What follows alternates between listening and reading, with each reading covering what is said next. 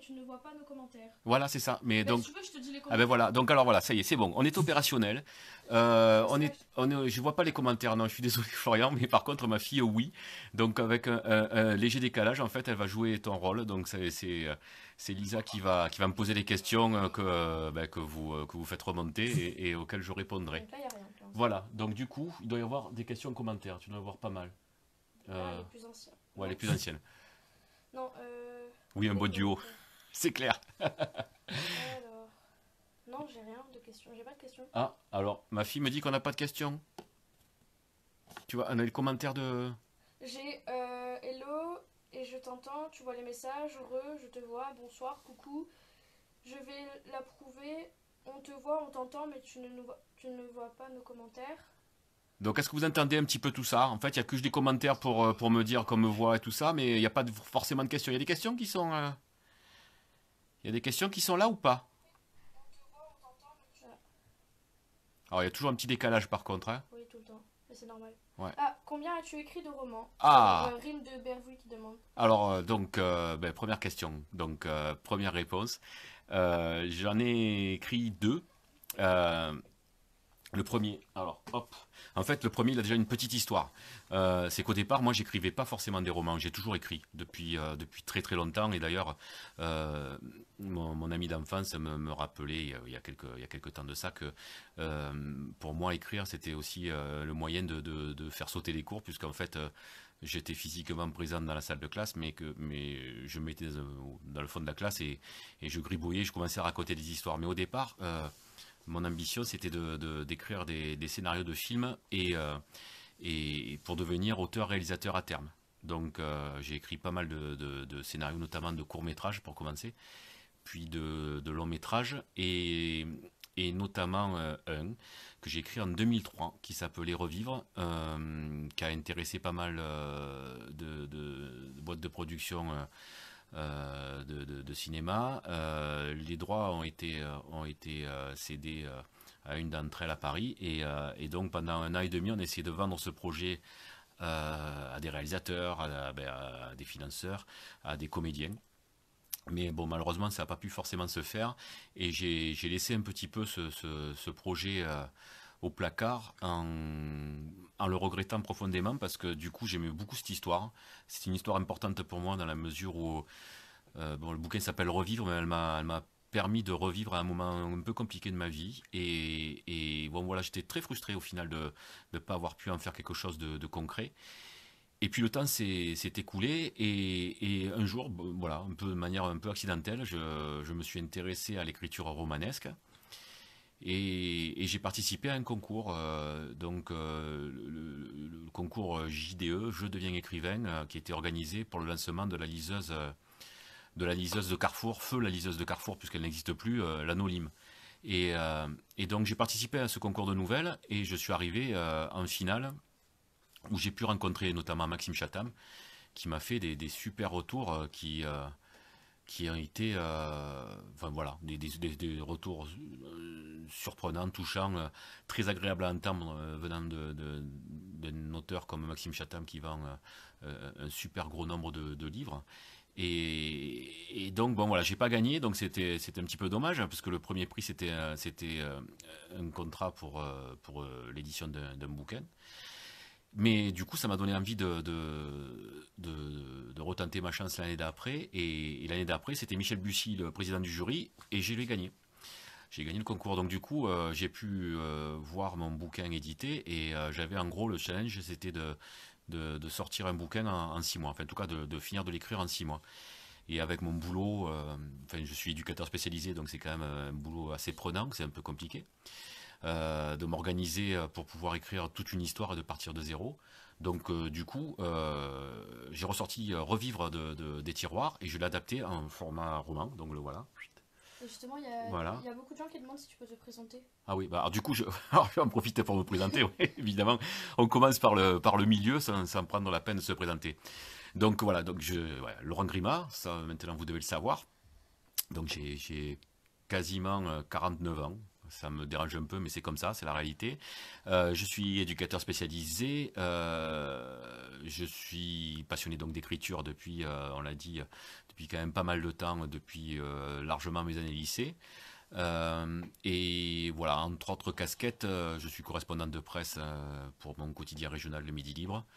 Je co-anime avec ma femme qui est metteur en scène, donc un atelier théâtre pour les enfants et les adolescents de mon coin, quoi, de mon territoire.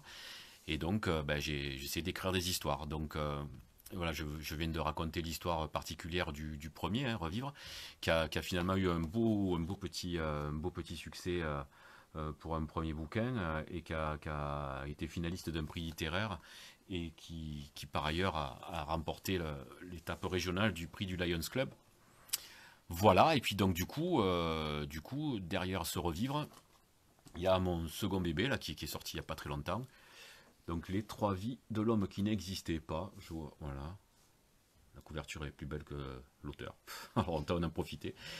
Alors là, il y a ma fille qui m'a donné un coup de pied, la vilaine, parce qu'elle n'aime pas quand je dis que, voilà, que la couverture est plus belle que l'auteur. Donc voilà, ce bouquin, j'en suis encore plus fier. Alors, Revivre, j'en suis fier parce que c'est le premier, évidemment. Et comme toutes les premières fois, on en garde un souvenir particulier et mémorable. Le deuxième, j'en suis très fier parce que j'ai été, comme un peu tous les auteurs, amené à lire, relire, relire une centaine de fois le bouquin pour des corrections, pour des mises à jour, des choses comme ça. Et à chaque fois que je le parcours, je me pose sincèrement la question, est-ce que je vais être capable d'écrire quelque chose d'aussi chouette parce que l'histoire je l'aime beaucoup. Parce que voilà, parce que je trouve que je sais pas si je peux aller plus loin dans l'écriture, parce que voilà, je la trouve efficace, je la trouve touchante. C'est pas dans ma nature, vous l'aurez peut-être compris, de m'envoyer des fleurs, mais là, franchement, je suis fier de ce bouquin et j'ai vraiment envie de le défendre, d'autant plus qu'il est très actuel, très contemporain. On aura peut-être le temps d'en parler tout à l'heure. Et d'autant plus aussi que je l'ai écrit dans un contexte particulier, puisque ce livre commence par la mort du père de mon personnage principal, et que moi-même j'ai perdu le mien durant l'écriture. Donc voilà, c'est un moment un peu particulier de ma vie, mais un bouquin dont je suis très très très très fier. Du coup, bon, et déjà, il te félicite pas trop pour ne pas avoir écouté à l'école, on dirait. Non mais j'ai été un bon élève pour autant hein, quand même. J'ai été même plutôt un bon élève, mais j'avais justement cette facilité de ne pas avoir beaucoup à écouter pour comprendre et avoir des notes, on va dire, au minimum correctes. Hein. Donc du coup j'ai abusé de ça. Sinon, comme question, tu as Rime de Berville qui te demande quel est ton genre de prédilection. Alors mon genre de prédilection. Mon genre de prédilection, il s'affine un peu. Enfin, alors, le genre il faudrait que... Bon, c'est en tant que lecteur ou en tant qu'auteur? Parce que euh, en tant que lecteur, j'ai commencé un peu par les polars, voilà. Mais enfin non, j'ai vraiment commencé par les pagnols. En tant que bon Marseillais, on est obligé de commencer par les pagnols. J'en ai fait beaucoup, notamment à l'école, et j'en suis très heureux parce que je trouve que ça fait une enfance heureuse de lire des pagnols. Mais derrière, donc en tant qu'adulte, j'ai lu beaucoup de polars, les Granger que j'apprécie, les Chatham, etc., etc. Mais au bout d'un certain temps, voilà, on connaît un peu les ficelles, on connaît la mécanique et on s'en lasse un peu. On se lasse voilà, on attend des retournements à l'endroit où ils doivent arriver, etc., etc. C'est toujours un peu la course à la mort au meurtre le plus sordide, le plus gras, le plus horrible. Donc bon voilà, je m'en suis un petit peu lassé. Après, Michel Bussy a un peu révolutionné le genre et j'ai tenu absolument à parcourir toute son œuvre puisque du coup c'est mon parrain officiellement, hein, c'est lui qui m'a lancé. Mais là, au jour d'aujourd'hui, je suis très littérature blanche. Je lis beaucoup. J'aime beaucoup Julien Sandrel, Agnès Le Digue. Voilà, c'est des romans qui passent très bien. Et là, j'ai découvert il n'y a pas si longtemps, enfin, je l'ai terminé hier ou avant-hier, Feel Good de Stéphane Gutzig, si je ne me trompe pas, qui est un auteur belge, qui est un super bouquin, franchement, qui me plaît beaucoup. Donc ça, c'est petit peu sur le chapitre lecteur, mais en tant qu'auteur, moi j'ai envie d'écrire des bouquins qui me ressemblent et qui ressemblent un peu à la vie. Donc pas absolument sinistre parce que la vie elle n'est pas absolument sinistre, pas absolument léger et drôle parce que la vie n'est pas absolument que légère et que drôle.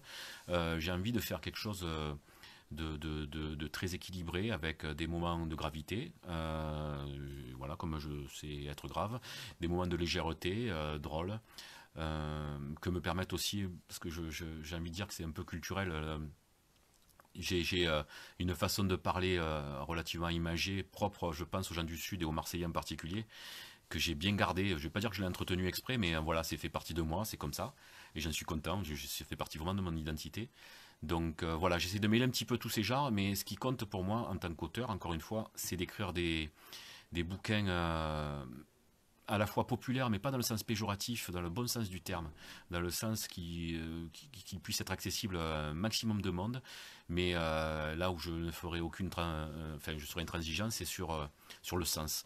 Je veux être un auteur à la fois populaire, mais je veux que mes bouquins puissent distraire, mais avoir du sens et amener à réfléchir. Et c'est un peu le pari que enfin, je crois avoir réussi avec les trois vies de l'homme qui n'existaient pas, qui arrivent à peu près à respecter les termes de ce cahier des charges. Il y a Nathalie Millet ou Millet, je suis désolée pour si je prononce mal le nom de famille, qui te demande quand est-ce que tu écris. Quand est-ce que j'écris? Ah, très bonne question. Plein de questions. Ah, il y a plein de questions, alors il va falloir que je réponde plus vite peut-être. Mais c'est ça, un Marseillais, quand on lui donne la parole, après, le plus dur, c'est ceux qui se lancent, et après, c'est un TGV. Donc voilà, alors, quand est-ce que j'écris? En fait, j'écris très très très lentement parce que je suis très très très perfectionniste. Et du coup, je ne fiche pas les choses tant que je ne les juge pas complètement à mon goût. Donc je travaille, je retravaille, je retravaille jusqu'à arriver à quelque chose qui peut, enfin pas la perfection, mais en tout cas qui peut me satisfaire. Et donc pour cette raison-là, j'écris très très lentement. Et là où certains auteurs peuvent aligner 2-3 pages par jour, moi, des fois, une bonne journée, c'est une demi-page. Et donc, quand je bosse, bon là, en confinement, c'est quand même particulier, mais quand je bosse, je vole le temps. J'ai 5 minutes, un feu rouge où je sais que j'ai plusieurs feux rouges avant de passer, feux verts avant de passer, donc du coup, je note 3 bricoles sur mon téléphone. Quand je suis au boulot, en réunion, j'ai une idée qui passe, poum, je note ça, ou des fois je suis en prépa, j'ai la chance de pouvoir écrire vite, donc du coup, voilà, quand j'ai fini mon boulot et que j'ai une idée, boum, je me mets 10 minutes à bosser. Voilà, je fume pas, donc c'est un peu ma pause cigarette, c'est la pause écriture. Quand je suis à la maison, voilà, j'écris un petit peu quand je peux. Et bon an mal an, j'arrive à trouver le temps de finir un bouquin. Bon, les trois vies, ça m'a pris quelque chose comme 3 ans, mais dans un contexte particulier avec la maladie et la mort de mon père, ça m'a pris 2 ans et demi à peu près pour l'écrire.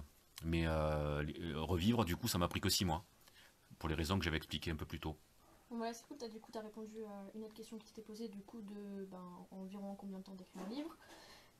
Prochaine question, c'est Rive de Burvuy qui te demande si ton métier oriente les synopsis de tes romans. Alors, pas vraiment. Pas vraiment parce que déjà, enfin, mon métier, j'aime mon métier. Je bosse dans un ITEP. Alors pour ceux qui ne connaissent pas, c'est un institut thérapeutique, éducatif et pédagogique où on accueille des enfants et des adolescents avec des troubles du caractère et du comportement. Donc c'est un métier qui bouge, c'est un public qui bouge beaucoup, qui est très prenant psychiquement. Ça, voilà. En principe, je dors bien quand je rentre du boulot. Mais par contre, j'aime pas tout ce qui touche à mon boulot ou en dehors du boulot. À savoir un film qui parle de mon métier, ça m'intéresse pas. J'ai pas envie de m'y confronter. Un bouquin qui parle d'éduc, ça m'intéresse pas parce que j'ai pas envie de m'y confronter. Je connais ce que c'est. Voilà, je donne ma part quasi quotidiennement, donc ça m'intéresse pas vraiment. Par contre, il y a forcément des choses qui m'influencent dans mon métier, que ce soit sur l'humain, que ce soit sur les fragilités de l'humain ou des choses comme ça. Mais globalement, ça va être compliqué pour moi À un moment, j'ai été intéressé par l'idée du coup, de retranscrire un peu une forme de réalité de ce que je vivais dans un bouquin en essayant de le romancer. Mais c'est compliqué. Je préfère vraiment partir sur toute autre chose, hein. Ce qui m'empêche pas. Alors voilà, là où ça rejoint, c'est qu'au final, mes bouquins parlent de l'humain. Et mon boulot part de l'humain. Donc c'est en ce sens que les choses se rejoignent. Dans les deux cas, je suis dans l'humain et il n'y a que l'humain qui m'intéresse. Donc forcément, il y a une dimension humaine très prononcée dans mes bouquins, mais qui n'est pas forcément tirée de mon expérience professionnelle. Ensuite, donc, beaucoup enfin, disent que la couverture des trois lunes de l'homme qui n'existait pas est très belle. Ah bah alors il faut en parler. Alors du coup, si on- Oui, et c'est du coup ce que te demande euh, bah, un mot commençant. Bon, alors du coup, non, un mot commençant, c'est ma page Euh, auteur. Ah oui, hein, ben, il y a une deuxième, un mot commençant. non, Bon. c'est ta page d'auteur qui te demande Ah, de présenter le livre. d'accord, voilà. Donc alors, effectivement, la couverture fait partie aussi des raisons pour lesquelles je suis très fier de ce bouquin, parce qu'il a... Alors, du coup, voilà, on va faire comme ça. J'espère que vous m'entendez, parce que si je me cache le micro du bouquin, ça va être compliqué. Donc voilà, en fait, c'était important pour moi que l'expérience du lecteur commence dès... Alors, c'est pas très confortable, donc voilà, je vous encouragerai à venir l'admirer ailleurs après. Euh, donc c'était important pour moi que l'expérience du lecteur commence dès la couverture. Moi c'est souvent comme ça que ça débute quand je lis. L'approche du bouquin commence déjà par la couverture. Et je voulais par ailleurs qu'il y ait quelque chose d'une identité visuelle qui n'appartienne un petit peu qu'à moi. Bon alors sur le premier, le cahier des charges, il était déjà fouf. La charte graphique, elle était déjà beaucoup plus dépouillée, beaucoup plus stricte. Donc du coup, bon, j'ai dû faire avec parce que c'était pour rentrer dans une collection. Pour les trois vies de l'homme qui n'existaient pas, où j'avais quand même toute la main, je voulais vraiment quelque chose de particulier. Je voulais quelque chose voilà, qu'on retienne et qui puisse quelque part déjà commencer une expérience de l'ordre de l'artistique ou de l'émotionnel. Et donc j'ai fait appel, parce que j'ai cette chance-là, à une artiste de mon village, Cécilia Parer, qui a réussi le tour de force de faire quasiment contenir toute l'histoire dans la couverture, dans l'illustration de couverture. Donc, bon, ça, on ne le sait pas forcément au départ, il n'y a que moi qui le sais, mais l'idée c'est qu'à la fin du bouquin, quand on referme le livre, eh ben, on se dit, ah ouais, ben, tout est là. Et c'est vrai qu'à quelques petits détails près, tout est là, tout est présent dans cette couverture. Donc j'ai pas mal de photos dessus sur ma page auteur, donc en un mot commençant, Laurent Grima auteur, qu'on trouve assez facilement sur Facebook et que je vous incite à rejoindre. Et vous pourrez l'admirer de plus près. Je crois qu'il y a un ancien post où il y a toutes les étapes de fabrication de cette couverture. Et du coup là je suis très fier parce que ma foi, cette couverture-là, il n'y a que moi qui l'ai, quoi. Il y a que les trois vies de l'homme qui n'existaient pas qui peut voilà, se présenter que de cette forme-là. Et ça, je suis très heureux. Après, mon expérience d'auteur me fait dire ben, que peut-être que ça peut dérouter aussi. Ça peut dérouter une identité visuelle aussi forte. Donc, spontanément, j'ai envie de prolonger l'expérience parce que je trouve que voilà, parce que je suis fier de ça, encore une fois. Mais par rapport à un lectorat, je sais que ça peut dérouter, on me l'a dit. Des fois, on aime bien les identités beaucoup plus formatées. D'ailleurs, la plupart des styles, on les reconnaît rien qu'à la couverture, sans même regarder le titre. On reconnaît un thriller, un polar, un feel-good. Moi, voilà, on ne sait pas trop à quoi s'attendre à travers la couverture au final. Donc voilà, je suis encore une fois et définitivement très très fier de ce cadeau que m'a fait Cécilia Parer pour cette couverture. Mais je sais que c'est peut-être aussi un petit obstacle que je me suis donné par rapport au lecteur. Il y a Florian Alain qui te demande qu'est-ce qui t'a donné envie d'écrire. Qu'est-ce qui m'a donné envie d'écrire? Excellente question. Euh, alors, ce qui... c'est difficile de comprendre au départ. C'est difficile de savoir. Parce qu'au début, c'est un élan. C'est juste une envie. Voilà, c'est quelque chose de comme emporté par le torrent, l'envie. On ne sait pas vraiment pourquoi, mais on sent que c'est en nous et il faut faire quelque chose. Euh, après, quand on commence à voir ben, que notre écriture plaît et qu'il y a un impact réel sur les gens, euh, ben, c'est le fait de se dire qui devient moteur, c'est alors peut-être voilà, j'ai trouvé mon petit talent. Il y a pas mal de gens qui passent leur vie à galérer à la recherche d'un talent particulier qui faisait qu'ils étaient sur Terre, hein, voilà, ou qu'ils avaient une mission particulière sur Terre. Moi, j'ai cherché pas mal et voilà, ce que je sais faire a priori, c'est ça, écrire. Et quand j'écris, ça procure des émotions chez les gens. Donc ça, c'est très moteur. On a envie de reproduire ça parce que on va quand même pas se mentir, c'est quand même super agréable de produire des émotions et des belles émotions chez les gens. Et puis bon, pour aller un petit peu au bout de la démarche de compréhension, bon, c'est pas un tabou, donc j'en parle facilement. Je fais une thérapie, voilà. Je rencontre régulièrement un psychothérapeute ou un psychiatre pour parler de moi, de mes soucis, et voilà, des choses qui me posent problème. Et j'ai été amené à parler de ça aussi, de cet élan-là de l'écriture. Et en fait, je crois que maintenant, au bout d'un certain temps et un certain âge, 49 ans, bientôt, en fait, je crois que j'ai trouvé une réponse définitive à ça, c'est qu'en fait, écrire, ça me permet de surmonter l'angoisse de la mort. Parce que malheureusement, tout ça, c'est que temporaire, on est tous de passage. Mais par contre, je sais qu'à travers mes bouquins, ben, il y aura des traces palpables, concrètes de mon passage sur Terre, et ça enlève pas forcément. Enfin, voilà, je me réjouis pas pour autant de mourir un jour, mais en tout cas, je sais que voilà, je laisserai des traces. Et ça, au final, ça aurait tendance à me sécuriser un peu plus face à cette issue, malheureusement, relativement inéluctable pour chacun de nous. Si tu devais partir sur une île déserte, je prendrais quel livre te demande Nathalie? Très très belle question, très très bonne question. Je sais pas, je sais pas. Euh, enfin, alors déjà, je relis rarement les bouquins. C'est très rare quand je relis un livre que j'ai, même quand je l'ai adoré, c'est très rare que je puisse le relire. Là, très sincèrement, euh, je pense que le meilleur, alors je vais peut-être pas forcément répondre à la question, en tout cas de la façon dont tu le souhaites, mais je pense que j'aurais beaucoup plus de facilité à surmonter l'expérience de l'île déserte avec un ordinateur branché en permanence qu'avec un bouquin parce qu'un bouquin malheureusement ça se termine alors que avec un ordinateur qui marche avec bon sans parler de connexion hein, qui est juste capable d'avoir un traitement de texte qui fonctionne je pense que j'aurais peut-être de quoi écrire deux trois bouquins avant qu'on vienne me récupérer donc à défaut de bouquins je pense que je partirai plutôt avec un ordinateur. Ensuite, il y a Dominique Guénin qui te demande, du coup, avec ta profession, comment tu réussis à écrire, mais tu t'as répondu Mhm. tout à l'heure. Et Alors attends, Dominique, donc est-ce que je ne sais pas si ça serait bien que est-ce que Dominique était là quand j'ai répondu à la question de peu comment je oui, je crois. ouais bah voilà du coup je réponds pas si ça a déjà été fait. Et du coup, est-ce que tu as une prédilection, un rituel d'écriture? Un rituel d'écriture.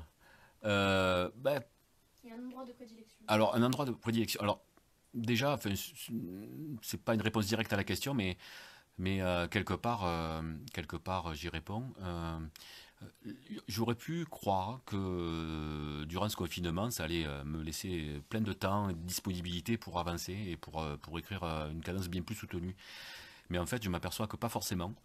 Pendant très longtemps, d'ailleurs, mon fantasme, c'était d'être emprisonné, parce que je me disais, si je me prenais 3 mois de prison avec un ordinateur, peinard, je pouvais écrire des histoires. Mais on s'aperçoit qu'en fait, le confinement, on a beau, voilà, être pas puni pour quelque chose qu'on a fait, voilà, un délit ou quelque chose comme ça, donc on est libre, mais il y a quand même le fait d'être enfermé chez soi, ça restreint quand même une forme de créativité. Et je pense que ça aurait été évidemment bien pire encore en prison.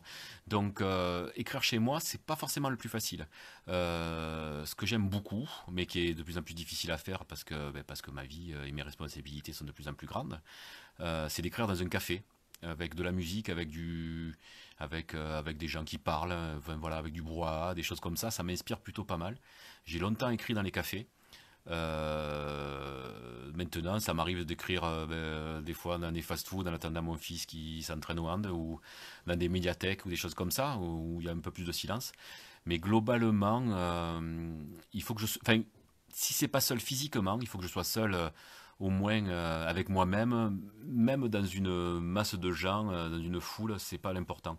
Mais il faut que je sois en situation de m'isoler d'une manière de la foule. Mais quand il y a du monde, ça me dérange pas. Mais par contre, chez moi tout seul ou chez moi avec ma famille autour, c'est compliqué. Et justement, il y a Nathalie qui te demande quand tu écris, c'est plutôt silence ou musique et si Ah, ah. Alors, en fait, je prends la mesure. Mon personnage, Tino, écoute beaucoup de musique. Moi, au final, je n'écoute pas tant que ça. Moi, je suis abonné à Deezer, donc du coup, j'ai la possibilité de mettre des playlists. La plupart du temps, alors, il faut, quand je m'accompagne de musique, c'est rarement de la musique en français, parce que les paroles de la chanson viennent me perturber. Donc, il faut soit des morceaux instrumentaux ou alors des chansons en étranger qui me permettent de me détacher des mots et des paroles pour pouvoir juste me laisser bercer par une ambiance ou des choses comme ça. Après voilà, il y a des trucs type des morceaux comme la bande-annonce des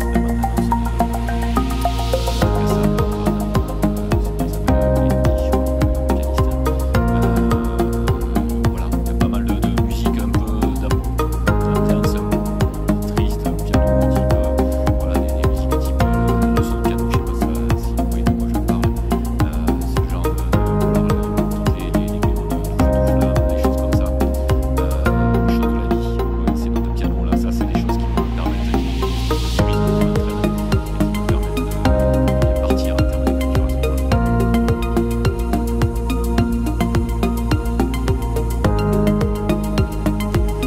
Alors, très très bonne question, Nathalie. J'ai été amené à faire du suivi d'écriture comme aspirant-auteur. Et je leur dis, voilà, il faut quand même il faut quelque chose comme ça, quelque chose d'assez rigoureux, strict. Mais sauf que je suis absolument à l'incapacité de le respecter moi-même. C'est comme ça. Faites ce que je dis, mais faites pas ce que je fais. Donc moi, ce qui compte au départ, et là où c'est très clair, c'est qu'il me faut une image de départ, une image d'arrivée. Voire parfois une phrase d'arrivée. Je sais la phrase de départ, la phrase de fin, avec une image parce que l'inspiration de départ c'était quand même dans le cinéma. J'essaie d'avoir une écriture très visuelle et j'ai des images très précises dans ma tête de ce que j'ai envie d'écrire. Donc du coup j'essaie d'avancer de il faut qu'on essaie de pôle, on est à peu près au clair avec le thème.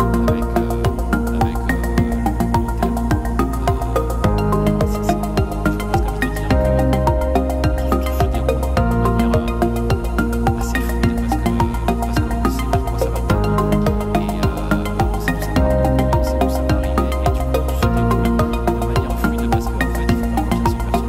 Je pense que inconsciemment en amont il y a un travail de préparation qui est terrible pour prendre conscience mais qui fait que voilà, les choses se jouent et s'accumulent et nous amènent vers là où ça doit nous amener immanquablement. Alors des fois il y a des petits obstacles parce qu'on a oublié de réfléchir vraiment à des choses qui étaient des obstacles, voilà, des rebondissements, voilà, qu'on s'enferme dans quelque chose de peu mou, qui manque de rythme, des choses comme ça. Mais globalement, quand on arrive à surmonter ces obstacles-là, c'est le voyage qui nous mène du départ à l'arrivée. Et finalement, ça nous encombre et on arrive à avoir quelque chose de cohérent. Alors que, à proprement parler, j'ai pas forcément un gros travail préparatoire. Alors il y a des moments où je me marque des étapes parce qu'elles m'apparaissent importantes en cours d'écriture et je me les intègre au fur et à mesure. Mais je fais pas une grille, quelque chose de voilà, un cadre très rigoureux. Je suis pas un gars très rigoureux dans l'absolu. Donc c'est pareil aussi pour l'écriture. Il y a Florian qui te demande si tu as d'autres passions autres que l'écriture. Alors, oui, j'ai d'autres passions. J'ai une autre grande passion qui est donc le sport en général. Et alors, bon, on va pas se mentir une nouvelle fois, je suis Marseillais, donc évidemment l'OM occupe une grande place dans mon cœur et bizarrement dans le cœur de mes enfants aussi. Mais mon autre grande passion, à part l'écriture, c'est le hand. Le handball, donc qui est un sport que j'ai voilà, que j'ai adoré une grande partie de ma vie, que je continue d'adorer. Bon, là, c'est un sport qui m'aime moins que moi que ce que je l'aime moi, puisque je me suis souvent blessé en pratiquant. Et voilà, j'adore suivre le hand à la télé, j'adore suivre les équipes. Donc Montpellier ayant une très belle équipe, j'ai la chance de pouvoir les voir régulièrement. Et mon fils joue à Montpellier, donc ça aide aussi dans une catégorie de jeunes. Mais donc du coup, voilà, c'est voir du hand, c'est super important pour moi. Je suis très frustré à l'heure actuelle. Heureusement que Bein Sport passe des anciens matchs.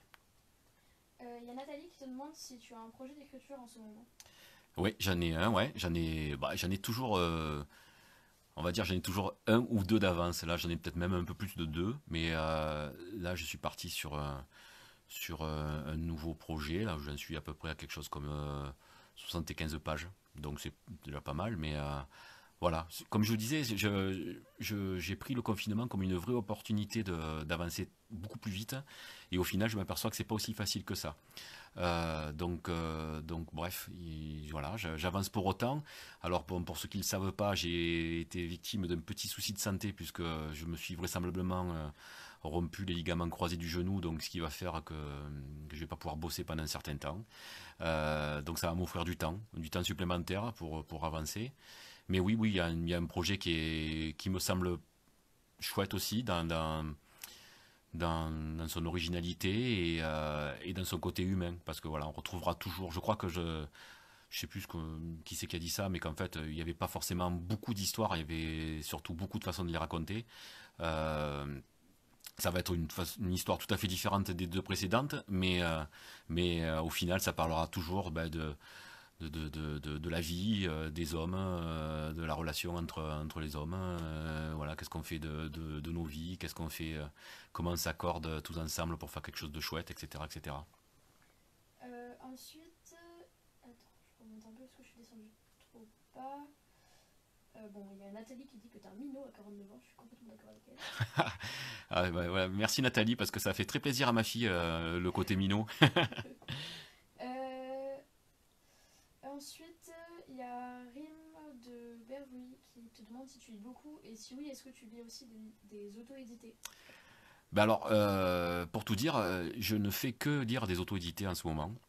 Ben, sauf la petite expérience Feel Good, parce que vraiment j'avais envie de couper, puisque je fais partie du jury des lecteurs de Librinova. Donc du coup, je reçois euh, quasiment 2 bouquins par mois que je dois évaluer pour faire une présélection, savoir si ça potentiellement sélectionnable pour le prix des auteurs, le prix des étoiles. Et donc, du coup, je ne lis exclusivement que de l'auto-édition, à raison de 2 à 3 bouquins par mois. Je lis essentiellement le soir, parce que c'est voilà, mon rituel, il est là, hein. Le soir avant de me coucher, je suis incapable de m'endormir si j'ai pas lu avant. Je lis beaucoup plus pendant les vacances, évidemment, les grandes vacances notamment. Mais voilà, jusqu'à présent, jusqu'à l'année dernière, je lisais exclusivement des livres de l'édition enfin, classique. Et depuis mi-janvier, là, je ne lis que de l'auto-édition, quasiment à quelques exceptions près. Il y a Florian qui te demande si tu as déjà fait des salons et ou si tu dois en faire prochainement. Alors, des salons, oui, j'en ai fait pour le premier bouquin. J'ai pas encore fait de. Enfin, si, j'ai fait un salon. J'ai fait un salon pour les trois vies de l'homme qui n'existaient pas, mais j'en garde une expérience vraiment pas bonne, parce qu'au final, c'était. Enfin voilà, j'ai ressenti profondément le fait qu'on n'était que des prétextes pour voilà, des prétextes pour justifier un événement culturel, mais qu'il n'y avait pas de réel amour ni des livres ni des auteurs. Donc voilà, c'était vraiment une sale expérience que je ne renouvellerai pas. Par contre, donc j'en ai fait beaucoup pour mon premier. J'ai fait beaucoup de séances de dédicaces aussi, eh ben, en tant que produit Carrefour entre guillemets. J'ai fait beaucoup de dédicaces en supermarché. Bon, c'est une expérience spéciale qui n'a pas été forcément mauvaise ou bonne, mais c'est vraiment spécial. Là, du coup, on prend la mesure de l'aspect objet commercial qui est aussi le livre. Il ne faut pas se mentir. Et j'avais programmé quelques salons pour les trois vies, sauf que le confinement est passé par là, qu'il y a eu des reports. Il y a a priori, et puis après il y a aussi ma blessure, du coup qui m'arrange pas forcément. On va essayer de s'organiser, mais théoriquement, j'ai un salon à Valence, si je me trompe pas, à la mi-septembre. Un salon dans le Lot-et-Garonne, donc courant novembre, et un dans le 77. On me demandait pas le département, je suis désolé. Oh. Courant novembre aussi, fin novembre. Mais voilà, du coup, ça a gelé pas mal de choses. Sachant que je ne peux pas forcément me libérer très facilement parce que j'accompagne mon fils donc, qui joue tous les week-ends. Donc c'est voilà, c'est compliqué pour moi de me libérer pour des salons. Voilà. Mais je vais essayer d'en faire quelques-uns si ce fichu Covid-19 nous en laisse la possibilité. Du coup, il y a Rim de Berwick qui te demande si tu as déjà fait des séances de dédicaces, pardon, et qu'est-ce que cela t'apporte. Alors oui, j'en ai donc fait des séances de dédicaces. Euh, j'en ai donc fait. Non, j'en ai donc fait, c'est pas très joli. Des fois, je fais des erreurs de français à l'oral, excusez-moi si jamais c'est le cas. A priori, mon écrit, mon français écrit est beaucoup plus satisfaisant, on va dire. Oui, j'ai donc fait des dédicaces. Alors, il y a les fameuses dédicaces Carrefour. Alors, celles-là, elles sont vraiment bizarres parce on est à mi-chemin entre le rayon charcuterie et le rayon culturel. Et les gens nous observent comme si on était une espèce de rôti là qui attendait qu'on vienne, voilà, limite on me sous-pesait pour savoir si j'étais frais. Donc ça c'est bizarre, c'est vraiment bizarre. Mais en même temps, je suis très gourmand des expériences, voilà, un peu surprenantes. Et je prends tout du premier abord, j'accepte toutes les expériences. Et après j'en fais la synthèse. Donc voilà, j'ai donné ce type de dédicace assez souvent.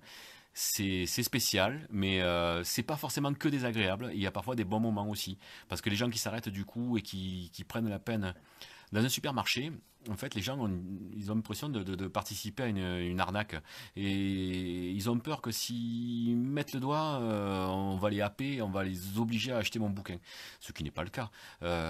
Évidemment, chacun est libre de faire ce qu'il veut. Donc, très peu de gens se jettent ose ne serait-ce que jeter un sourire, offrir un sourire à l'auteur en dédicace, et du coup c'est un peu dommage hein, parce que c'est chouette, déjà il vaut mieux sourire que se faire la gueule.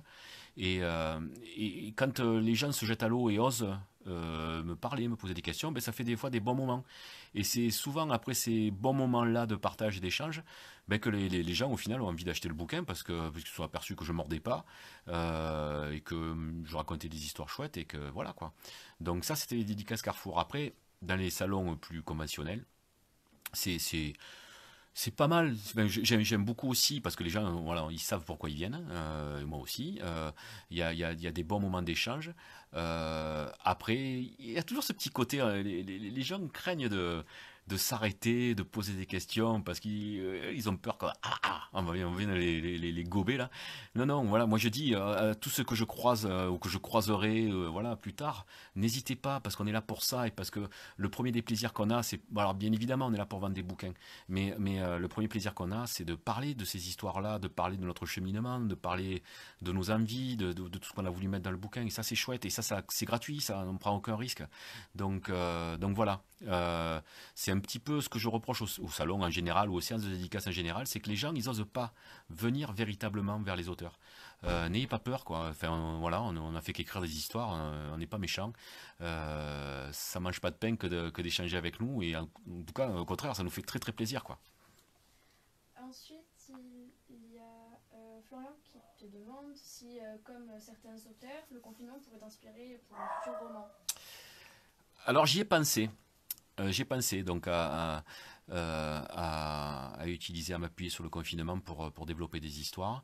J'ai même pensé, j'ai été amené à faire une mise à jour de mon bouquin puisque donc enfin, j'ai été sélectionné pour la finale du prix des auteurs inconnus en littérature blanche avec les trois vies, et donc du coup je voulais le rendre très propre, en tout cas le plus propre possible, et j'ai apporté quelques petites modifications, j'ai encore effacé quelques petites coquilles, ça arrive malheureusement, et je me suis voilà posé la question, est-ce qu'au final ça valait pas le coup de le rendre encore plus actuel en intégrant le confinement. Bon, je l'ai pas fait sur ce coup. Ceci dit, il faut faut pas se leurrer. Le confinement, ça va faire partie de cette histoire-là, va faire partie de notre histoire avec un grand H. Je pense que dans quelques années, les gamins, nos gamins risquent d'entendre parler encore d'histoire. Donc j'aurais du mal à ne pas m'appuyer dessus pour développer des situations. Voilà, ça fait partie de notre histoire commune, au même titre que des choses peut-être encore plus dramatiques, hein, enfin, voilà, c'est pas la peine les guerres et tout ça. Donc potentiellement, je peux m'appuyer dessus. Je peux m'appuyer dessus. Après, est-ce que je le ferai? Je sais pas. Je sais pas encore. Je pense pas que ça puisse être le cas. Oui, j'ai commencé un petit peu dans l'histoire que je suis en train d'écrire actuellement. J'ai fait une petite allusion au Covid, mais voilà, ça risque de s'arrêter à l'allusion. Ouais. Ensuite, donc, pour faire un point sur les commentaires, il y a Rim. Est-ce que vous entendez les questions de ma fille, hein? Bah, attends, parce qu'il faut que Ouais, voilà, parce que du coup, j'actualise toutes les 30 secondes. voilà, parce que du coup, c'est vrai que je peux donner, si vous entendez pas les questions, du coup, ça peut donner l'impression que je réponds comme ça un peu en l'air. Euh, donc bref, on Non, va. mais si, ils doivent m'entendre parce qu'ils m'ont dit que t'avais une assistante. Ah voilà, donc si vous avez pu entendre la superbe voix de mon assistante, c'est que vous entendez les questions, super. Donc on continue. Donc, il y a Rim qui dit que ton accent chantant efface les fautes à l'oral. Ah ouais, ça, j'avais prévenu que voilà, j'aime bien me prévenir que j'ai un accent ch'ti assez prononcé, mais bon, les gens ils me prennent rarement au sérieux quand je dis ça, quoi. Ensuite, elle te dit aussi qu'elle a fait une séance de dédicace à Cultura et que les gens la prenaient pour une hôtesse d'accueil. Ah, ça peut arriver aussi, ouais. Ça peut arriver. On m'a posé des questions du style, voilà, est-ce que vous savez où c'est le rayon si j'ai parlé de la charcuterie tout à l'heure, c'est parce qu'on m'a déjà posé la question, le rayon charcuterie, il est où, quoi, à Carrefour? Sinon, il y a Lucien Dubuis qui te dit un bonsoir de Toulouse et Oh, on est presque voisins. qui te demande y a-t-il un livre que vous avez lu et qui vous a choqué? Qui m'a choqué. Choqué, choqué, choqué. Non. Choqué, pas vraiment. Déjà, bon, je vais la plupart du temps au bout de mes lectures. Après, c'est pas de choc, parce que ça va, j'ai quand même l'expérience qui me permet de surmonter le type de choc, y compris des chocs littéraires, hein. Par contre, il y a des bouquins, dans le cadre, alors je suis désolé, des bouquins auto-édités que je lis, qui m'ont choqué par un côté. Enfin, il y a des bouquins qui sont malheureusement illisibles, hein. Illisibles parce que l'auteur est la seule personne qui se comprend dans ce bouquin, et c'est vrai que c'est compliqué d'aller au bout. C'est une souffrance. Alors en tant que jury, je vais jusqu'au bout et je me donne les moyens d'aller jusqu'au bout, mais c'est compliqué des fois par des auteurs qui on est obligé, enfin, il me semble qu'on est obligé de passer par là, dans un cheminement d'auteur. D'abord, commencer par des phrases somptueuses, mais alors hyper travaillées, mais tellement alambiquées qu'au final, on est les seuls à les comprendre. On apprend assez vite que ça marche pas, ces types de phrases-là, ou alors il faut avoir un talent fou, que très sincèrement je n'ai pas, pour pouvoir produire ce type de phrases-là. Il y a des auteurs donc, que je découvre dans ce jury qui n'ont pas dépassé cette étape et qui font vraiment des phrases, mais c'est une véritable horreur. Parce qu'on déjà, au bout de la deuxième ou troisième ou quatrième ligne, on ne sait toujours pas où ça va venir et on a oublié déjà le tout début. Et des fois, c'est des phrases qui font 10, 15, 20, 30 lignes. Bref, donc voilà, ça j'ai jamais été choqué, mais par contre j'ai été confronté à quelque chose de difficile à lire. Voilà, c'est la nuance. Y a-t-il des thèmes que tu ne pourrais pas aborder dans un roman? Euh, C'est Rim qui pose la question. alors des thèmes, je me mets aucune limite en matière de thème, parce que j'aime bien l'exercice intellectuel du thème imposé. Des fois, les concours de nouvelles, ça m'arrive parfois d'y participer. J'aime bien m'appuyer sur quelque chose, une contrainte comme celle-là, d'un thème, pour pouvoir développer quelque chose et y amener ma patte. Donc je me fixe pas de limite par rapport au thème. Par contre, c'est plus au niveau des univers il y a certains univers que je ne pourrais pas, sur lesquels je ne pourrais rien greffer. Je pense à la fantasy, par exemple. Voilà, c'est pas pour moi. Je suis pas un lecteur de fantasy, j'accroche pas. Et je suis désolé pour ceux qui aiment, mais voilà, c'est pas ma came à moi. Et pareil pour la science-fiction, c'est compliqué la science-fiction pour moi. Après ça, tous les thèmes, enfin, je ferme aucune porte. Peut-être que des envies, des opportunités, des choses comme ça me donneront envie de développer tel ou tel thème ou tel univers voilà, dans un genre particulier. Mais je ferme aucune porte pour l'instant. Ensuite, il y a Nathalie qui dit que en tout cas tu lui as donné envie de découvrir ton univers. Hmm. C'est gentil, mais il faut vraiment pas hésiter parce que c'est voilà, je l'aime cette histoire. Qu'est-ce que vous voulez que je vous dise? J'aime ce bouquin profondément et je sais pas si finalement on n'a pas parlé du bouquin. Alors je sais pas, peut-être que ça va arriver, mais c'est une histoire qui fait tellement écho aujourd'hui. C'est une histoire qui est très contemporaine et qui fait vraiment écho dans ce qu'on est en train de traverser, dans ce temps de pause où on essaie de réfléchir à ce qu'on va faire de nos vies individuellement et de nos vies collectivement.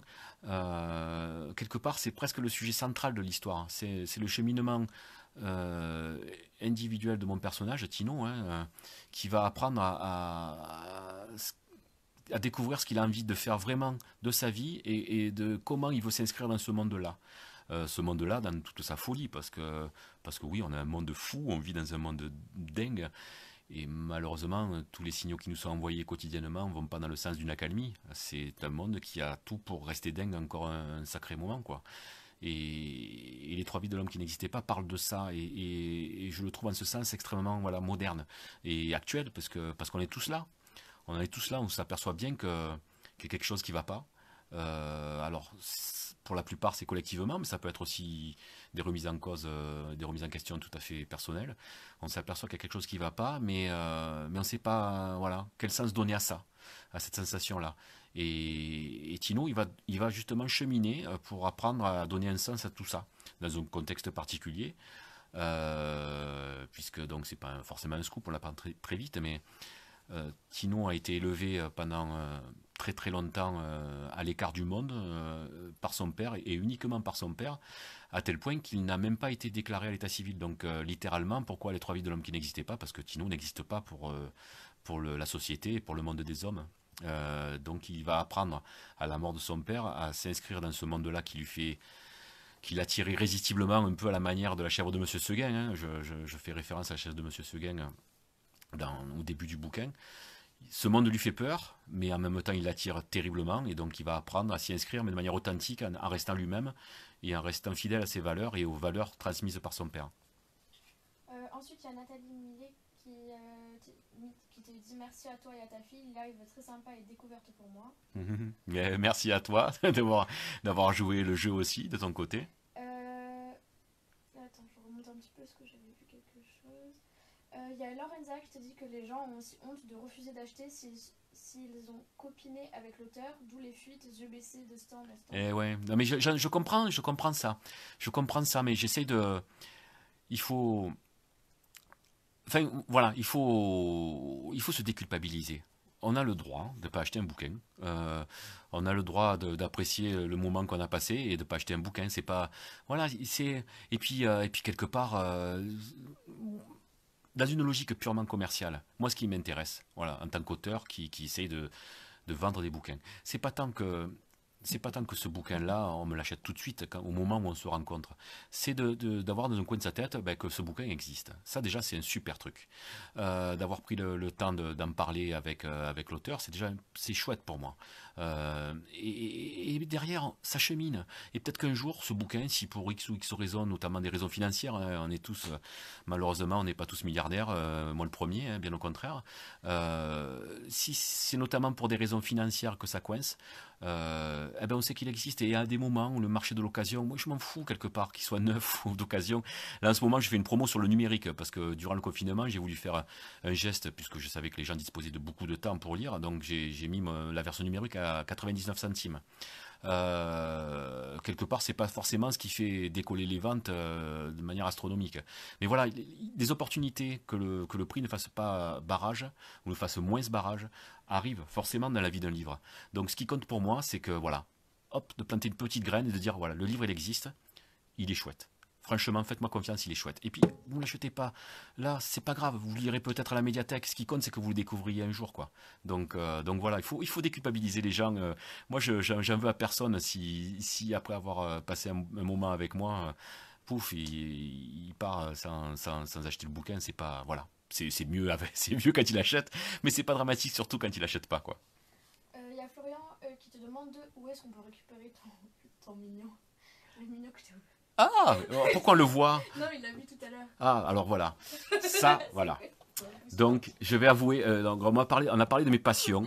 Alors, je vais pas aller jusque-là, mais c'est vrai que j'ai un petit faible pour ces personnages un peu bizarres qui sont les mignons. Donc, Je peux dire que et c'est ma ta fille, fille qui t'en et parle à voilà. chaque fois.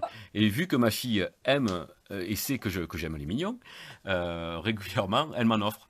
Donc, j'ai des mignons, voilà, j'en ai pas mal. Mais celui-là, il est à moi, et en plus, il a quand même la valeur sentimentale d'avoir été offert par ma fille. Donc, du coup, je le garde celui-là. Mais il y en a plein, on en trouve très facilement des mignons partout. Il y a Florence qui te dit merci pour ce live. Et Rim également qui te dit que bah, du coup elle doit te laisser parce qu'il y en a qu'on faim. Puis, Ah ouais, et oui, je comprends. Moi, je sais même pas quelle heure il il est. est 19h. Merci en tout cas à tous hein, pour ceux qui ont été là, ceux qui ont pris le temps de m'écouter. Nathalie qui te dit que tu vas tenir 1 heure et qu'ils sont trop forts ces Marseillais. Ah oui, c'est ça. Mais moi, le plus dur, c'est le démarrage. Après, il suffit qu'on m'apporte à manger et un peu à boire. Je vais pas alimenter le cliché jusqu'à réclamer un pastis, mais à partir du moment où je bois, je mange, pouf, on peut finir. Et il y a Annie Brace qui te dit vos propos sont très justes. Ben merci. En tout cas, ils sont sincères. Donc après, s'ils sont justes, je sais pas. Voilà, c'est bien de se retrouver ensemble autour de ça. Après, voilà, ils sont sincères parce que c'est des choses que j'éprouve au quotidien et voilà, et que j'essaie de retranscrire dans les bouquins. Donc, du coup, merci beaucoup. C'est un beau compliment. Attends, je réactualise parce que du coup, je suis arrivée en bas. Laure Enza qui te dit très intéressant et une très belle voix, grave, agréable. Ah ben, alors, sosie officiel, enfin pas, sosie vocal officiel de Barry White, mais non, non, non, je rigole, mais enfin oui, ma voix de basse, enfin, pour tout vous dire, je me fais souvent draguer par les chefs de chorale parce que j'ai un timbre de voix qui, paraît-il, manque très souvent dans les chorales. Sauf que déjà que j'ai pas beaucoup de temps pour écrire, si en plus je dois faire des répètes de chorale, c'est un peu compliqué, donc du coup, ben tant pis. Je mets toutes mes billes dans l'écriture pour l'instant, et puis peut-être que quand je serai à la retraite, je me mettrai à chanter, on va voir.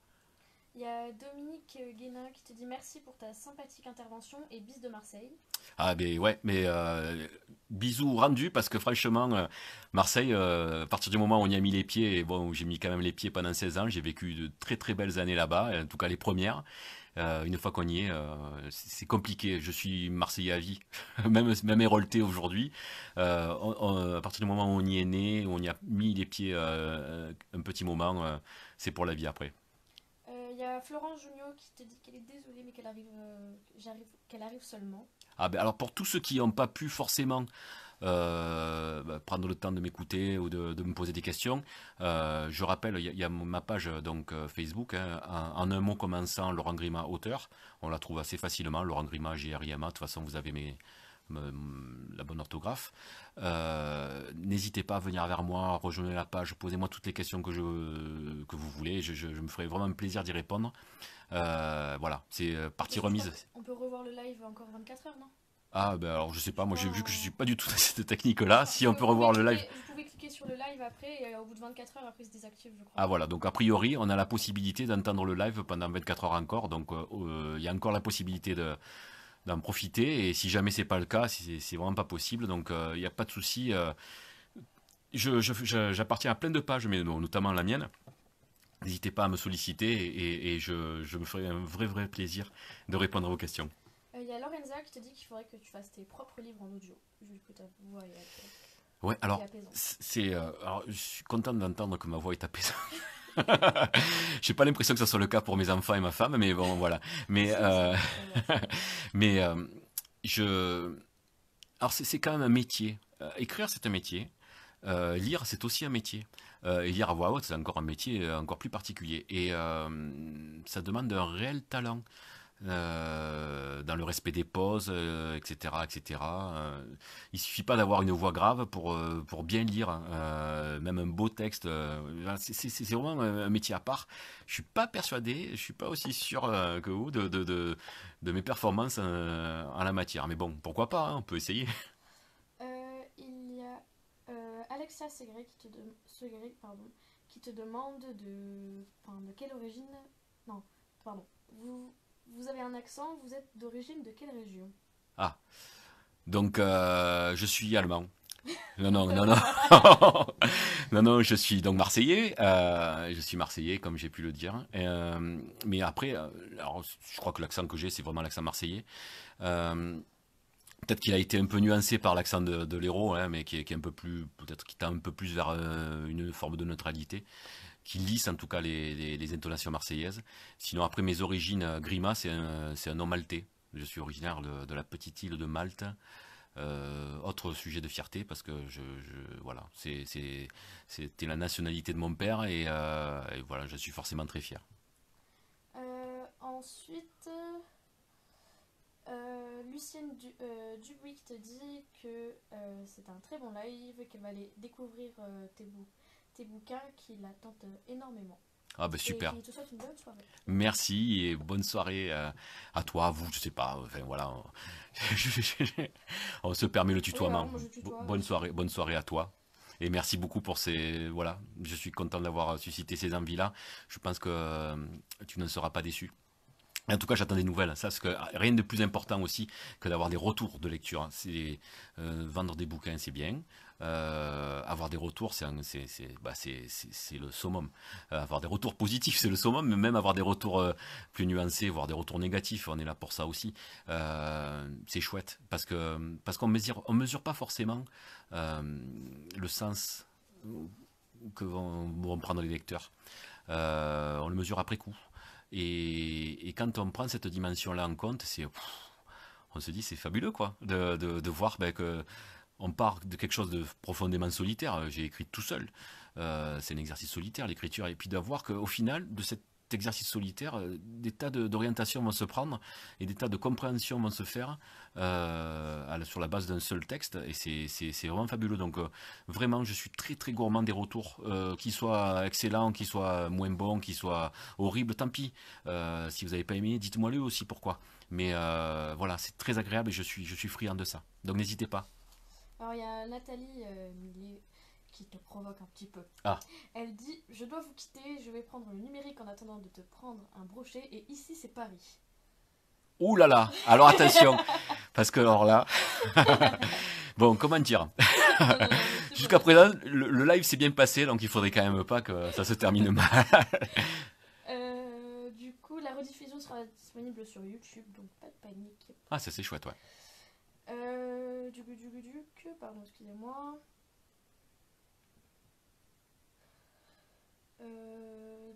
Beaucoup te souhaitent une bonne soirée comme Lorenza. Bonne soirée, ben, à ceux qui nous quittent. Je comprends qu'effectivement, que c'est peut-être l'heure de manger. Enfin, nous, en confinement, Ah, on c'est a. l'heure de l'apéro là. Ouais, Non, voilà, je sais mais- pas. Nous, en confinement, on tend vraiment beaucoup vers l'espagnol, donc du coup, on mange très tard. Peut-être trop tard, ça va être peut-être un peu compliqué de se remettre à la normale. Mais donc, du coup, je comprends que quand on a des enfants, notamment peut-être en bas âge ou quoi, c'est un peu plus compliqué. Donc, il n'y a pas de souci. Très belle soirée à tous ceux qui nous quittent. Il y a Nathalie Millet qui te dit qu'elle est chroniqueuse et que tu auras des retours. Elle t'envoie sa page en Oui, message je vais. privé. Bah, du coup, maintenant, euh, j'ai les commentaires qui apparaissent enfin. Ah, bah tu Donc, verras. notamment, bon, Florian, oui, c'est Brest, oui, d'accord, c'est Brest, mais oui, Brest, j'ai pas d'animosité particulière contre les Brestois et j'adore la Bretagne, donc ça va très bien. Mais, voilà, non, c'est vraiment Paris. Il faut pas me provoquer avec Paris, c'est Brest, compliqué. c'est où que tu vois Brest? Voilà, il fallait dire, c'est non, mais ça. Du coup, alors j'ai tous les commentaires qui me viennent maintenant. Mais moi je les ai pas ceux-là. Ah, Euh, si, c'est bon. voilà. Donc, il y a Lorenza. Bonne soirée, donc voilà, bon, Bah, le dernier pour moi c'est Florian qui dit bonne soirée à ceux qui partent, merci d'être venus. voilà. Il n'est pas trop tard. Bon, voilà, c'est toi qui. Ah non, non, mais alors, moi je suis là, hein. Moi, je vois qu'on est encore a priori 12. Je suis là. Si vous avez encore des questions, Mais du coup, t'as plus besoin de moi. n'hésitez vraiment pas. Euh, je sais pas, qu'est-ce que je peux vous raconter d'autre. Plou, plou, plou, plou, T'as plou, plou. raconté l'histoire de. Enfin, le contenu. Bref, le résumé de Les Trois Vies de l'homme qui n'existait pas. Un petit peu, ouais, quand même, le contenu donc, de l'homme qui. Voilà, euh, oui, j'ai voulu parler ben voilà, de ce gars qui était... Enfin, on m'a parfois fait le reproche d'une forme de naïveté prononcée chez mon personnage. Mais c'est volontaire, c'est totalement assumé. Il est un peu comme il a un esprit candide dans le sens où il a été tellement préservé de tout ce qui nous a formaté nous en tant que gros. Alors voilà, hop, en même temps c'est un peu compliqué parce que je parle et je suis tenté de lire les Non, commentaires, c'est c'est un peu pour ça, compliqué. je te l'ai dit. Donc, voilà, je continue et ma fille va continuer à me lire les commentaires. Donc, voilà, j'étais en train de dire, oui, on est tous formatés par le monde occidental, par la pression. Ah, coucou Florence, ça va? Florence, donc, qu'on a, voilà, une copine du milieu de l'écriture héroltaise, que j'apprécie beaucoup et dont je conseille le livre Le chinois au tableau. Donc, donc tout ça pour revenir à mon sujet. Donc on est tous formatés vraiment, et on ne le mesure pas, je crois qu'on ne le mesure jamais, par la civilisation, par le monde occidental qui nous pousse à aller toujours très vite et tout ça, qui nous pousse à la concurrence, à la compétition, etc. À l'achat, à la consommation outrancière et tout ça. Et Tino, lui, il est comme le poussin tombé du nid, quoi. Enfin, je veux dire, un poussin tombe pas du nid, mais en tout cas du poulailler. Mais il découvre ça donc avec beaucoup de candeur. Alors, il a beau être adulte, hein, il a 35 ans au début de l'histoire, par là. Il n'en reste pas moins qu'il découvre ça avec candeur. Et du coup, il a quelque part un regard d'enfant sur le monde. Il a tout à apprendre. Et c'est pour ça que son témoignage est intéressant. C'est parce qu'il s'inscrit avec la maturité d'un adulte, mais avec un regard d'enfant dans ce monde-là. Donc c'est chouette. Du coup, je sais pas si t'as vu que Florian te disait que vu que t'avais un mignon, t'étais un copain. Oui, j'ai vu ça, j'ai vu ça. Je savais pas si c'était la question justement au moment où Lisa m'avait posé la question du mignon, mais alors un mignon marseillais et qui aime bien la Bretagne. Alors là, je suis super pote, hein, Florian. Euh, bon, du coup, il y a Florence qui dit que tu as assuré grave. Euh, Gwendoline qui te dit qu'elle a pu voir que la fin, mais heureusement qu'il y a YouTube. Ouais. Ben, je vais peut-être regarder. Je vais voir si j'ai vraiment assuré aussi grave que ce que tu peux le dire, Florence. J'ai un regard très critique sur. Alors, franchement, j'ai du mal à me voir en vidéo. Donc, on va voir si je valide ou pas. Sinon, je fais un procès à Florian pour qu'il efface tout de suite. Mais non. Bah, pour l'instant, pour moi, c'est tout. Je sais pas s'il y a d'autres questions.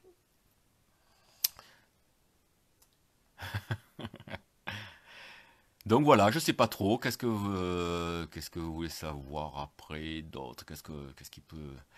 euh, oui, ça mange pas de pain quand même. Alexia, merci.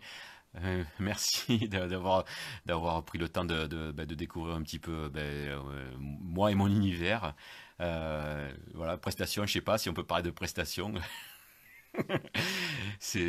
Voilà, en tout cas, je suis content de vous avoir un petit peu présenté ce que j'étais, les billes que je mettais dans l'écriture. Alors, attends, Lucienne. Ah, ah oui, c'est chouette, c'est chouette. C'est quoi la question? Je sais pas. Donc Florence, je partage ce plaisir. Ah, Je suis enchanté moi aussi. Donc j'espère qu'on va pouvoir continuer à échanger voilà, par le biais de nos pages respectives et puis peut-être sur des salons parce que c'est quand même ça. Ah, Florian, non, non, c'était une blague en fait. Je connais pas de chanson de Barry White. En fait, ma grande spécialité, on se doute bien que c'est pas les chansons. À l'époque, quand j'ai rencontré ma femme, je faisais beaucoup de karaoké. Et évidemment, là où ma femme pouvait, avec sa petite voix aiguë, pouvait faire tout un tas de chansons, moi, je pouvais me contenter en gros, que de Bernard Lavillier. Alors, j'étais le grand spécialiste de On the Road Again.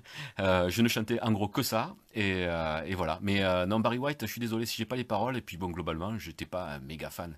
Sauf que je sais qu'en matière de voix grave, je crois qu'on peut difficilement faire plus grave que la sienne. Donc, du coup, j'ai fait cette référence-là. il y a Marie-Claire. Bonsoir, Jocelyne, contente. Ah ben, une deuxième régionale de l'étape, là. Une sétoise qui est avec nous. Il y a coucou Marie-Claire qui te dit un live bien sympathique. Mhm. Et pour l'instant, c'est tout. Et t'as tenu pour ça 1h15. Oh, j'ai tenu 1h15, ben dis Ouais. donc, oh là là, ben je savais pas que ça pouvait durer autant. Je savais pas du tout que j'aurais pu être aussi bavard. C'est vraiment un exercice un petit peu spécial, mais c'est vrai que c'est agréable. Alors, ce qui me manque, bon, après, voilà, le mieux est l'ennemi du bien, c'est ce qu'on dit. Je regrette de pas entendre vos voix à vous, parce que du coup, ça aurait été une interaction, ça aurait été sans doute un bon gros bordel, mais ça aurait pu être amusant à faire et à entendre. Euh, ah ben oui, je souligne évidemment que Hugo Pratt, ça me parle. Corto Maltese, évidemment. Je suis pas un hyper grand fan de cette BD-là, mais je sais, voilà, je sais bien pourquoi Corto Maltese s'appelle Corto Maltese. On en a parlé en plus, Jocelyne, je crois, hein, sur parce que oui, ça vaut le coup d'en parler aussi. Durant le confinement, on a sur l'initiative donc d'une auteure du Cantal, c'est ça. On s'est retrouvé, je crois qu'on est 2500,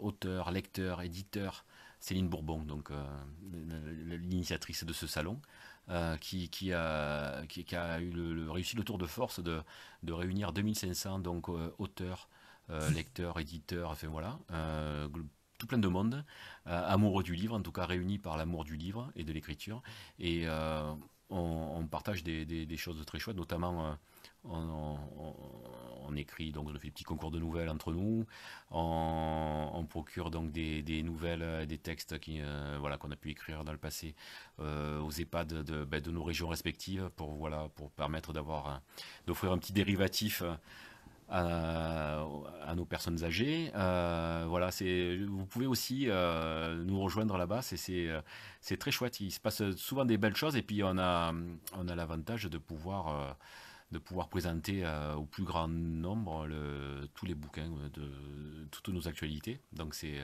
chouette. Ben, merci à toi Florian parce que ce live ne se serait pas déroulé sans ta proposition. C'est une première, hein, donc c'était pas évident, mais voilà, au final, je suis très très content d'avoir participé à ce moment-là qui est très chouette. Et puis du coup, ça me donne envie d'en refaire. Alors je sais pas, bon, au prochain bouquin, on va se dire comme ça. Hop, Non, parce qu'en fait, Jocelyne te disait oui, excellente expo en devine. 2012 que Hugo Pratt au GOF à Paris, au GOF, pardon. Mhm. Et elle te disait qu'en fait. Sur Hugo Enfin, Pratt, ouais, oui, ouais, c'est ouais. sûr, Eh Hugo ouais. Pratt. Mm, mm, mm. Non, je connais pas vraiment. J'ai lu quelques BD de Corto Maltese, mais j'ai pas. Merci pour la première parfaite. J'ai pas forcément accroché ni forcément au graphisme, ni forcément à ce type d'aventure-là. Moi, je, je suis un peu compliqué en BD en fait, en matière de BD. Je suis compliqué peut-être un peu partout hein, en fait. Je suis un peu compliqué en matière de goût littéraire, artistique.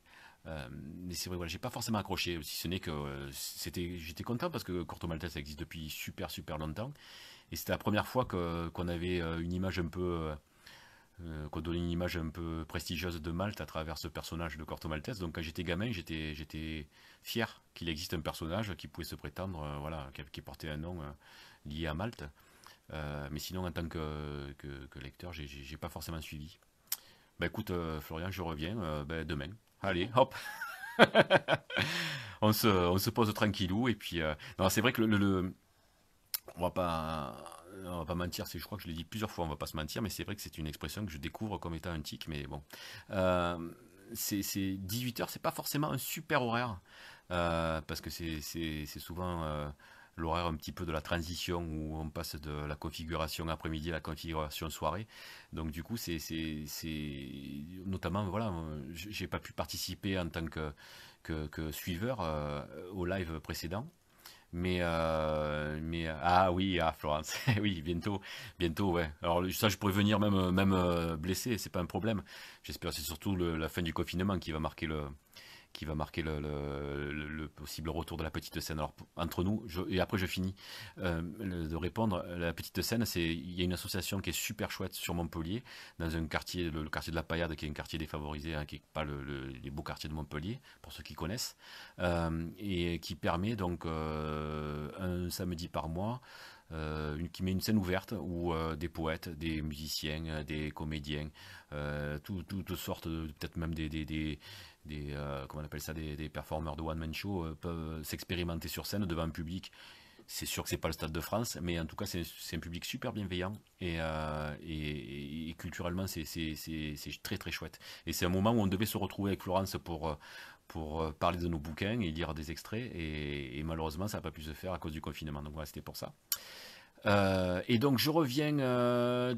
Et oui, forcément, oui, j'ai pas pu suivre en tant que suiveur donc les lives. Puisque c'est vrai que c'est une heure un peu particulière où souvent j'ai un petit peu le temps d'écrire aussi, donc du coup j'essaie de l'exploiter. Mais je vais essayer en tout cas d'être au rendez-vous plus souvent sans être mis à l'affiche, hein, parce que c'est vrai que c'est un chouette moment. Hmm. Ah, ouais. Et du coup, il y a ma Lisa. Ah, c'est avec un auteur comédien qui fait ça très bien, il est venu à 7. Ah, tu parles, Jocelyne, donc tu parles donc de l'expo sur Corto Maltese. Alors moi je connais un auteur comédien, c'est toi, Didier Gagliano, je ne sais pas si c'est lui, qui est un super chouette gars que j'ai beaucoup fréquenté à une époque. Et du coup il y a Lisa qui vous tire sa révérence et qui s'en va, vaquer à ses occupations. Et oui, oui, ça c'est chouette, ouais, ça c'est chouette. Et ouais, non, du coup, j'ignorais en plus que ça repassait. Donc, ça me laisse moins d'excuses pour les louper. Donc, je vais m'y mettre sérieusement là. Et voilà, donc Lisa qui vous dit au revoir, je sais pas si vous l'entendez. Alors, donc du coup, alors Jocelyne, tu fais toujours allusion à l'expo sur Corto Maltese ou donc à la petite scène? Parce que la petite scène, c'est Féti Tabé qui chapeaute très souvent ça, qui fait partie donc de... euh, c'est ça, c'est Féti Tabé. Mais c'est pas un comédien, hein, c'est un musicien. Voilà. Et qui fait quelque chose de très chouette, qui invite beaucoup de monde. Et ce qu'il y a de super dans ces moments-là, c'est que il y a toutes les communautés des quartiers voilà, défavorisés, type voilà, communauté gitane qui se retrouvent avec. Je lui dirai au revoir, elle est déjà partie, qui se retrouve avec la communauté maghrébine et ça fait des vrais chouettes moments. On a toujours tendance à parler que tout le monde se tire dans les pattes, personne ne peut se voir et compagnie, mais non, en fait, il y a vraiment des très beaux moments de partage et voilà, je languis la reprise de ce type d'événement.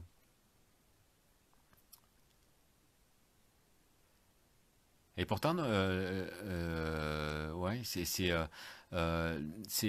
alors attends, l'association c'est Musique sans frontières, euh, celle où intervient Féti Tabé qui, qui organise ça. Ah non, Nordine, c'est peut-être pas la même chose alors à ce moment-là, peut-être pas le même événement. Mais en tout cas, je sais que ce quartier de la Paillade, hein, qui est vraiment pas, c'est un quartier dans lequel j'évolue beaucoup dans mon boulot, on peut imaginer, mais il n'est pas aidé, mais il y a par contre des assos super, très dynamiques, qui font des chouettes choses là-bas. Donc c'est peut-être, tu parles peut-être d'une autre asso, peut-être. Voilà les amis, qu'est-ce que qu'est-ce qu'on fait? On trinque un coup, on sort la bouteille de pastis donc, pour faire plaisir à Nathalie. On se dit au revoir, je sais pas. Bon, Nordine, non. Nordine, ça me dit rien. Ça me dit rien. C'est dommage de ne pas entendre nos voix. Ça manque vraiment. J'espère que Facebook fera les choses et fera les choses mieux sur les futures versions et mises à jour. parce que c'est quand même, ça aurait été bien plus sympa si tout le monde pouvait s'entendre, quoi. Bah écoute, Florian, je crois qu'on va pouvoir peut-être arrêter là, hein, on a fait un peu le tour de la question. Ben, merci, un immense merci à toi, c'était un moment très chouette. Vraiment, c'était, et voilà, ouais. Mais en espérant qu'on va pouvoir se faire un apéro en bonne et due forme très vite. J'ai pas de salon à Marseille. Qu'est-ce que j'aimerais signer à Marseille, mais donc s'il y a des plans, je prends, hein, surtout à Marseille où c'est vraiment pas loin, je peux me libérer. Donc ben, je vous dis à très bientôt. Vraiment, ça a été un très grand plaisir de pouvoir échanger avec vous sur ce support-là. Et puis, mais bon, rien ne vaut la- le fait de se voir en vrai. Et donc, je vous dis, j'espère, je croise les doigts pour qu'on se retrouve en vrai sur un salon ou voilà, à l'occasion d'une signature. Et puis donc à très bientôt et encore un immense merci à Florian pour cette proposition. C'était vraiment un chouette moment. Merci beaucoup et au revoir.